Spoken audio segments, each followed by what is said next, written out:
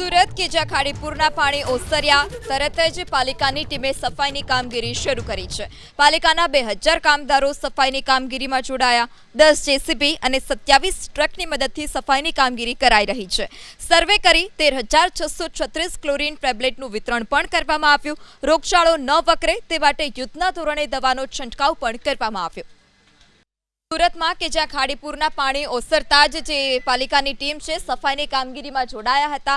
પાલિકાના 2000 સફાઈ કામદારો આ સફાઈની કામગીરીમાં જોડાયા છે। આ સાથે જ મેયર કે જેઓએ અસરગ્રસ્ત વિસ્તારની મુલાકાત પણ લીધી હતી। 10 જેસીબી 27 ટ્રકની મદદથી આ કામગીરી કરવામાં આવી રહી છે। આ સાથે જ 13,636 ક્લોરીન ટેબ્લેટનું વિતરણ પણ કરવામાં આવ્યું। રોગચાળો ન વકરે તે માટે યુદ્ધના ધોરણે દવાનો છંટકાવ પણ કરવામાં આવ્યો છે।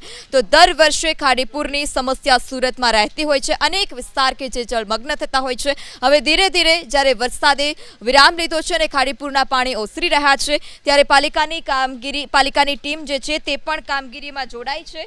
આ સાથે જ સફાઈ કામદારો પણ જોડાયા હતા। 10 જેસીબી 27 ટ્રકની મદદથી આ સફાઈની કામગીરીમાં જે સાધનો હતા તે જોડાયા હતા। સર્વે કરી 13,636 ક્લોરીન ટેબ્લેટનું વિતરણ પણ કરવામાં આવ્યું।